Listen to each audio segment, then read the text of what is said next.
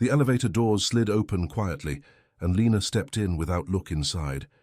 She was focused on her phone, posture straight, hair pulled back in a low, intentional bun, the kind that said, "I don't waste time." A tailored, dark blazer hugged her shoulders, crisp, precise. She smelled faintly of something clean and expensive. Then the doors closed, and she felt it. The space shifted. The air felt heavier. She looked up. Ethan Blake was already there. He didn't move, didn't smile. He stood with his hands relaxed at his sides, suit perfectly fitted, presence filling the elevator without effort. He looked broader than she remembered, calmer, the kind of man who didn't need to prove anything anymore. His eyes met hers, sharp and steady, and for half a second neither of them spoke. 10 years collapsed into silence.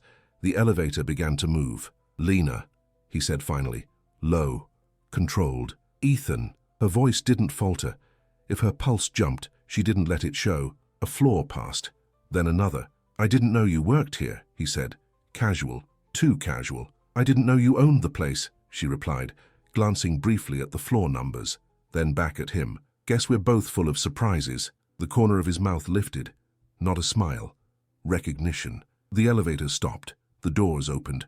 People stepped in. The moment broke, but the tension didn't. When they stepped out on the executive floor, they didn't look at each other again. Not until the meeting ended. Minutes later, chairs scraped, voices filled the room. People stood. Lena gathered her tablet, ready to leave when she heard it. Close, almost nothing. "Stay," Ethan said, barely above a breath. Not a command, not a plea, just an ask. Loaded, dangerous, and long overdue. She paused, didn't turn around, and that pause alone told him this story wasn't over. 10 years after... "Do you ever slow down?" he asked one afternoon, half joking, half serious, when he noticed she was leaving the library again before sunset. She smiled, said she had things to do, and walked away. Like that answer explained everything. It didn't. That was the first time he realized she was always leaving something unsaid. Everyone else saw her as confident and unreachable, but he noticed the urgency in her steps, the way she checked her phone like time was chasing her. From that moment on, his attention wasn't optional anymore.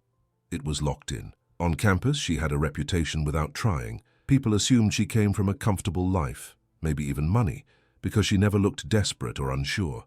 She dressed well, spoke clearly, and never begged for approval. Professors respected her, classmates admired her, and rumors followed her name into rooms she never entered. But what stood out to him wasn't how admired she was. It was how carefully she avoided being known. She laughed, but never too long. She shared opinions, but never her life. And that contradiction kept pulling him closer. What no one else noticed was how controlled everything about her was. She didn't linger after class, didn't attend parties, didn't form attachments easily. Every choice felt measured, like someone who couldn't afford mistakes. People mistook that for confidence, but he sensed something sharper underneath, the kind of strength built from necessity, not privilege. He once saw her change shoes behind a building, heels into worn sneakers, thinking no one was watching. That image stayed with him longer than any conversation they'd ever had. He started finding excuses to be near her, sitting one row closer, asking questions he already knew the answer to, just to hear her voice. He told himself it was curiosity, nothing more, but it wasn't. He was drawn to the way she held herself together without asking the world for permission. There was attraction, yes, but also recognition, like he was seeing someone who carried weight in silence, just like he did. What he didn't know yet was that noticing her would become the most dangerous habit of his life. "You're doing it again," he said, catching up to her outside the lecture hall. She slowed down, clearly annoyed but curious. "Doing what?" she asked. "Leaving like you're late for something important," he replied. She laughed, short and defensive. "Maybe I am." He didn't push, but walked beside her anyway, matching her pace. That was the thing about him. He didn't force conversations, he slipped into them, and somehow she didn't tell him to leave. They started talking more often after that. Not deep conversations, not yet, just small exchanges that added up. "You skipped lunch again," he said one afternoon, sliding a granola bar across the table. "Are you my nutritionist now?" she teased. "No, just observant," he replied, smiling. She hesitated, then took it. That tiny pause told him everything. He wasn't just interested in her, he was already paying attention in ways that mattered. One evening, rain started pouring as classes ended, and most students rushed toward their cars. She headed the opposite direction. "For you walking in this?" he asked, genuinely surprised. "I don't mind," she said, lying badly. He didn't argue, just opened his umbrella and stepped closer. They stood there, shoulder to shoulder, the city noise fading into the background. "You don't let people help you," he said quietly. She looked at him then, really looked at him. "I don't remember asking for help," she replied. And yet, she didn't move away. That was when he realized this wasn't casual anymore. He noticed how she softened when she laughed, how sharp she became when cornered, how carefully she chose what to reveal. He wasn't guessing anymore. He was learning her through moments, not assumptions. But every step closer made him hesitate, because knowing her meant risking questions. And questions could turn the light on parts of his life he worked hard to keep in the dark. And the closer they got, the harder it became to pretend he wasn't already in too deep. He was close, too close. Every time they sat juntos depois das aulas, every shared coffee, every late-night walk back to campus felt like a warning he kept ignoring. He wanted to tell her who he really was, the last name he avoided, the money tied to scandals, the family mess that made him feel like a fraud pretending to be normal. Instead, he joked, changed subjects, acted casual. She felt the interest, the pull, but also felt the wall. One night she stopped smiling and asked straight to his face, "What are we?" He froze, and that silence said more than any answer. After that, things changed fast. She didn't argue, didn't insist, didn't chase. She became distant in a way that was impossible to confront. Study sessions ended earlier. Messages took hours to be answered. She started sitting somewhere else in class. He noticed everything, the empty chair, the unread messages, the way she no longer waited for him. For the first time, he understood that indecision wasn't neutral. It was a choice, and he had made it. The breaking point came on an ordinary afternoon. He saw her laughing with another guy near the library. Not flirting, laughing freely, comfortably, the kind of laugh she used to save for him. Nothing dramatic happened, no confrontation, no scene, but something snapped. He realized she hadn't left because she didn't care. She left because she refused to stay where she wasn't chosen. That hit harder than rejection ever could. That night, he sat alone in his dorm room replaying every almost confession, every missed moment. For 10 years later, that would be the image burned into his memory. Her walking away without looking back. He didn't know yet that fate would force their paths to cross again. All he knew was this: the woman he loved in silence was no longer waiting, and losing her without ever trying was a regret that money, power, or success would never erase. 10 years later, Ethan Blake didn't become wealthy by accident, luck, or inheritance. When his father's financial scandal exploded during his last year of college, every door closed at once. Job offers disappeared. Friends vanished. Investors stopped answering emails. What stayed was the weight of a last name people whispered about. Instead of defending himself publicly, Ethan disappeared into work. He took contracts no one wanted, slept in shared apartments, and learned fast how money actually moved behind closed doors. The first breakthrough came when he spotted a pattern others ignored: distressed tech companies with solid fundamentals and terrible leadership. He bought cheap, cleaned the mess, replaced egos with systems, and sold at the right time. He failed twice before it worked, lost everything once, but when it finally clicked, it didn't stop. By 35, Ethan controlled a private investment firm that quietly influenced entire markets. Power followed discipline, not noise.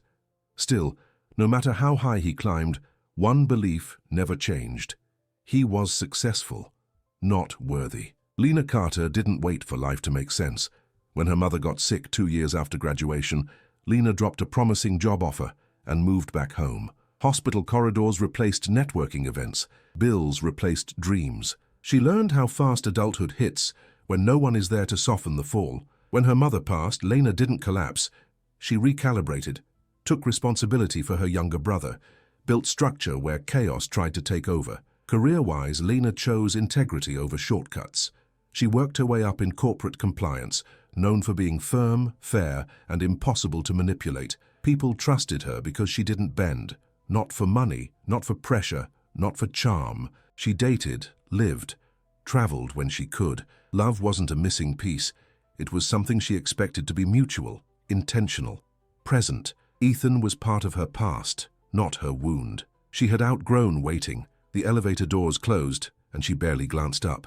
Another meeting, another client, another room full of men in expensive suits who talked too much and listened puko. When the doors opened again, a voice cut through the noise. "We'll start in 5 minutes." She froze. That voice wasn't new. It was familiar in a way that made her chest tighten. She looked up slowly, and there he was. Different posture, different presence, expensive watch, cold confidence, but the same eyes. For a second, neither of them spoke. "Do we know each other?" he asked professionally, extending his hand like a stranger would. She hesitated for half a second, then shook it. "I don't think so." That was the lie that changed everything. He had imagined this moment 100 times. None of them went like this. She didn't look impressed. She didn't look nervous. She looked intact, stronger, sharper, clearly successful on her own terms. No sign that she had ever waited for him. Suffered por elle, u pensado nelle por años. And that hurt more than if she had been angry. He realized then that whatever power he had built, whatever empire carried his name now, meant nothing in front of a woman who had learned to live without him. The meeting moved on, but tension sat heavy in the room. Every time she spoke, he listened too closely. Every time their eyes met, something unfinished pulsed between them. She challenged his ideas openly, didn't soften her tone, didn't defer to his authority. At one point, she leaned forward and said, "With all due respect, that strategy only works if you underestimate the market, and I don't." Silence followed. He smiled, not amused but impressed. This wasn't the girl he left behind. This was someone who wouldn't accept half-truths anymore. When the meeting ended, she packed her things quickly. He watched her walk away again. Different hallway, same feeling.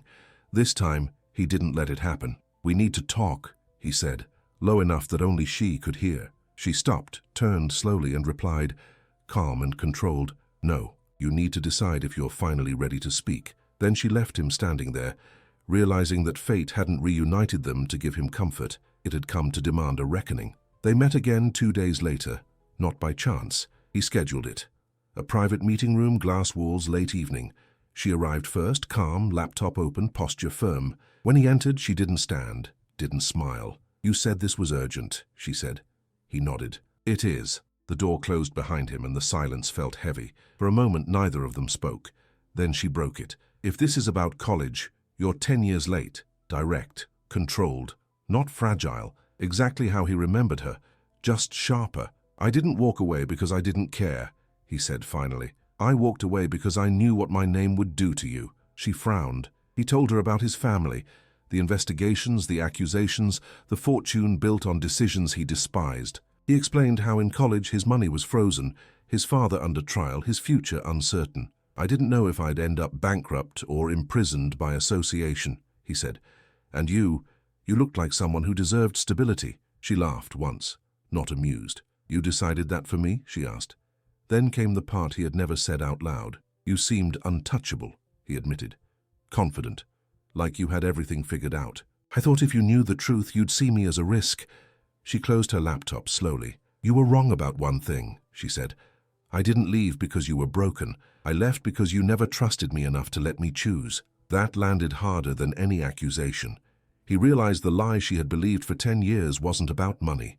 It was about being unwanted. She stood up, ready to leave, but stopped at the door. "Just so you know," she added without turning around, "I didn't build my life waiting for you to come back." The door closed. He stayed there alone, understanding something brutal. Success hadn't fixed his biggest failure, and the woman he loved hadn't been saved by time. She had been reshaped by it. Lena Carter was laughing when Ethan Blake saw her.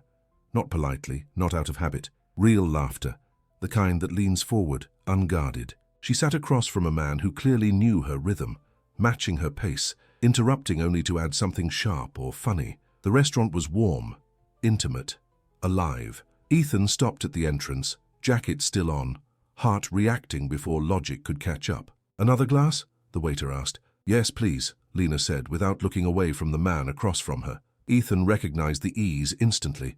Whatever this was, it wasn't new. He hesitated, not because he was unsure, but because stepping in felt intrusive.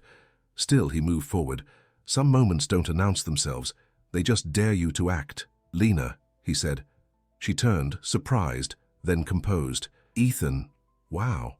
"Hi?" No tension, no disappointment, just presence. "This is Mark," she added casually. "We met through work." Mark stood, confident but respectful. "Good to meet you." His handshake was steady. Conversation followed.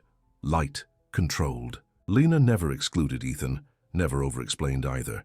She wasn't performing, she was simply being herself. When Mark stepped away to take a call, Ethan leaned in. "You look happy," he said. "I am," she replied, without emphasis. "Life's been good to me lately." No subtext, no invitation. As they said goodbye, Lena hugged him briefly. Friendly. Final. "Take care, Ethan," she said. He watched her walk back to the table, fully present in her life. Not waiting, not wondering. That night didn't change her path. It changed his, because for the first time he understood she hadn't been lost to him by fate. She had simply moved forward. The thing about seeing someone you used to love with someone else is that it forces you to confront a truth you've been avoiding. They moved on. And maybe, just maybe, you haven't. Ethan couldn't sleep that night. He kept replaying the restaurant scene.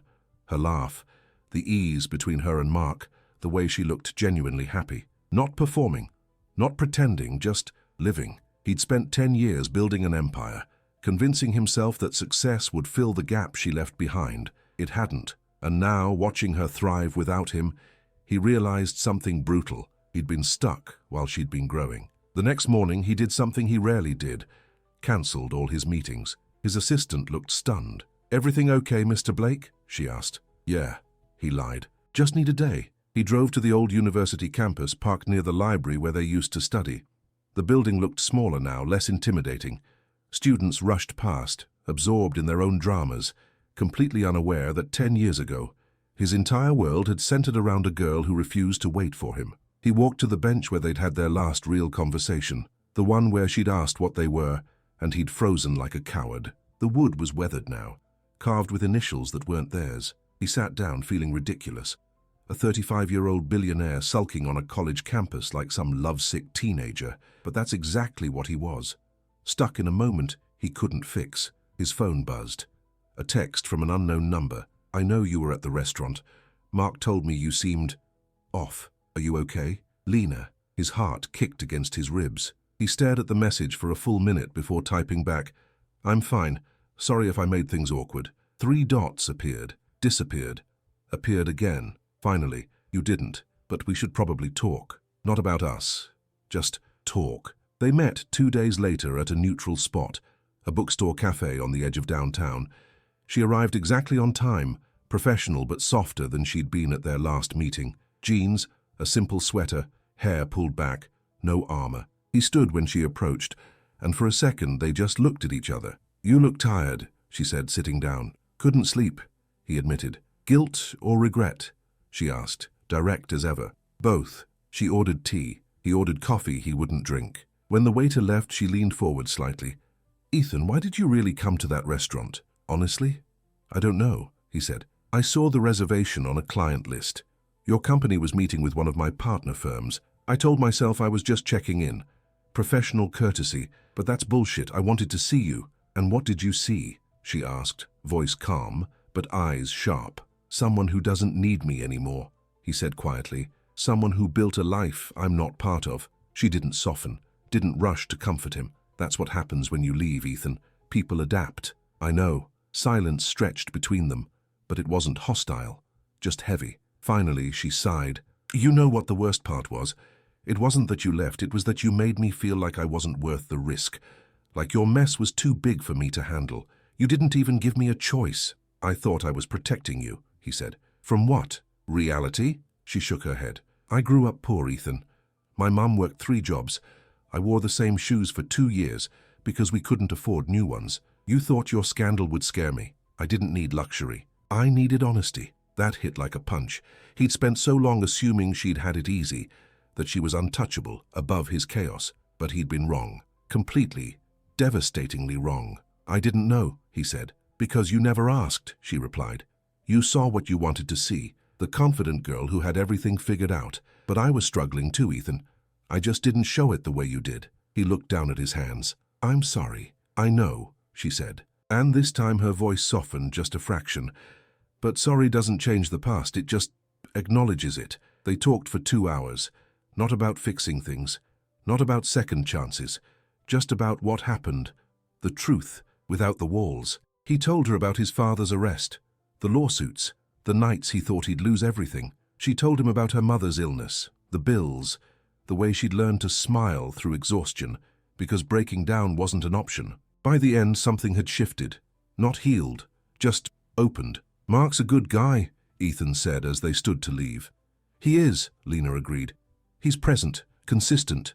Everything I needed after—" She trailed off. "After me," Ethan finished. She didn't deny it. As they walked toward the exit, she stopped. "Ethan, for what it's worth, I don't regret knowing you. I just regret that we never got to be honest with each other when it mattered." He nodded. "Yeah, me too." They parted ways in the parking lot. No hug, no promise to stay in touch.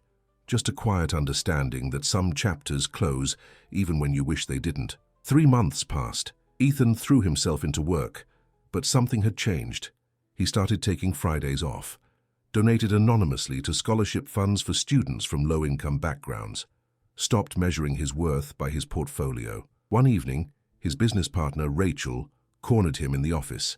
"Okay, what's going on with you?" she asked. "What do you mean? You've been different, lighter, or maybe just less miserable." She grinned. "Did you meet someone?" "No," he said. "I just stopped running from someone." Rachel raised an eyebrow but didn't push. She knew better. That weekend, Ethan received an invitation, a corporate gala benefiting underprivileged youth. The keynote speaker, Lena Carter. He almost didn't go. Almost. But curiosity, or maybe something deeper, pulled him there. The venue was elegant.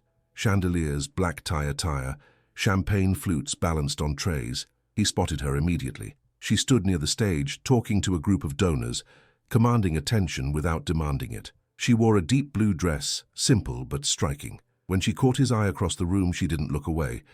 Just nodded once. Acknowledgement, nothing more. Her speech was powerful. She talked about barriers, opportunities, and the myth of meritocracy. "Success isn't just about working hard," she said. "It's about having access. And too many brilliant people never get that chance because the system was designed to keep them out." The room erupted in applause. Ethan clapped too, but his mind was somewhere else, on a girl in college who worked twice as hard as everyone else and never once complained. After the event, he found her near the bar. "That was incredible," he said. "Thanks," she replied, accepting a glass of water from the bartender. "Didn't think you'd come." "Almost didn't," she smiled faintly. "But here you are. Here I am." They stood in comfortable silence for a moment. Then she asked, "How have you been?" "Better," he said honestly. "I've been thinking about what you said, about honesty. And you were right. I spent so long hiding that I forgot how to be real with people, even with myself." She studied him. "That's growth, Ethan.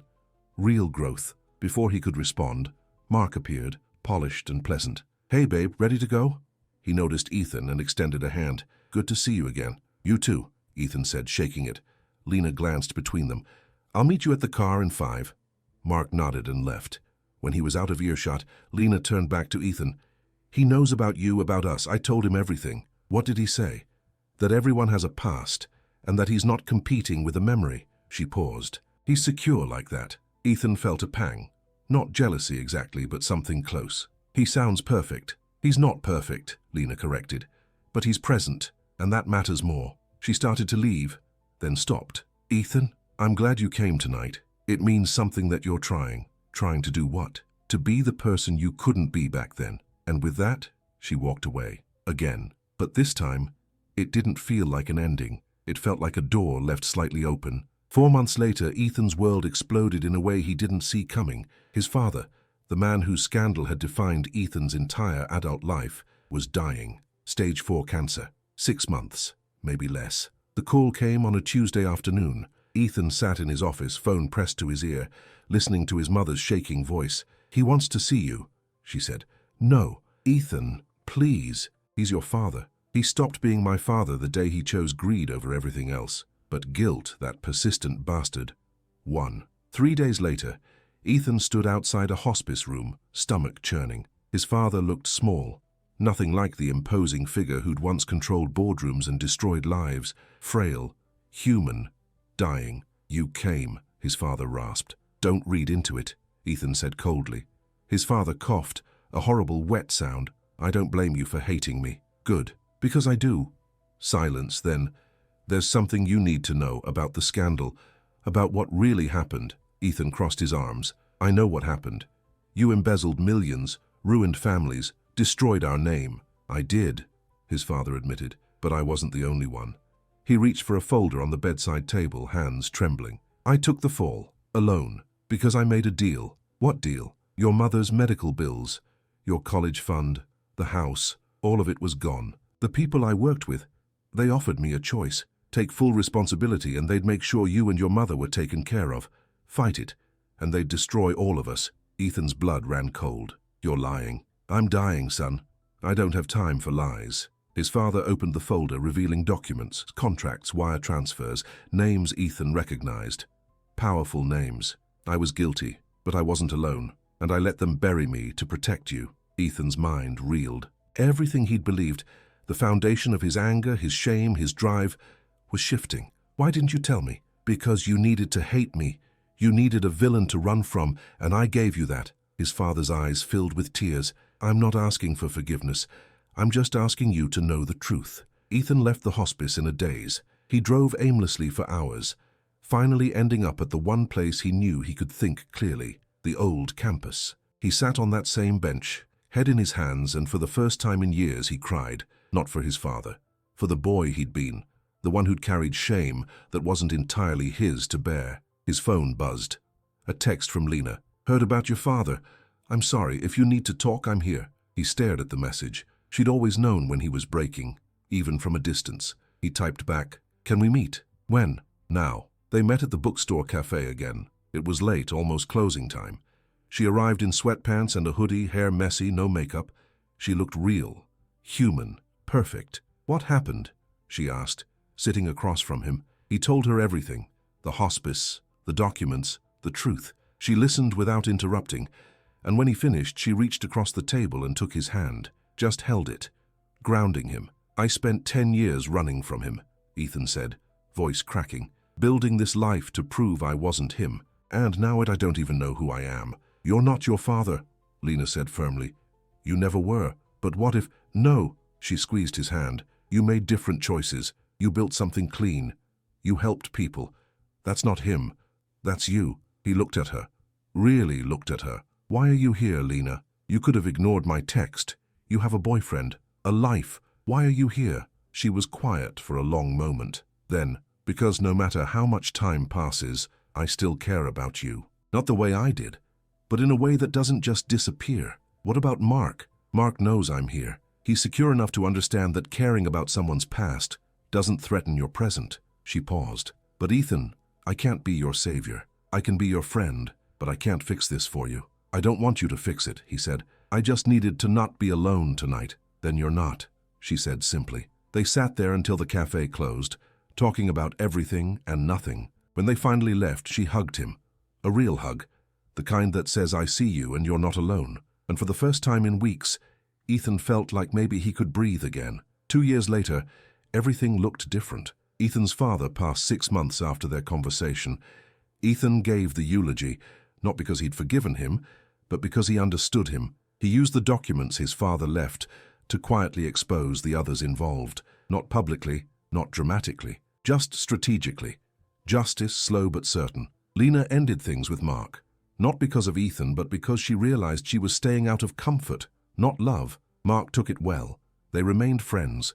She focused on her career, traveling for speaking engagements, building a consulting firm that actually helped companies prioritize people over profit. Ethan and Lena stayed in touch.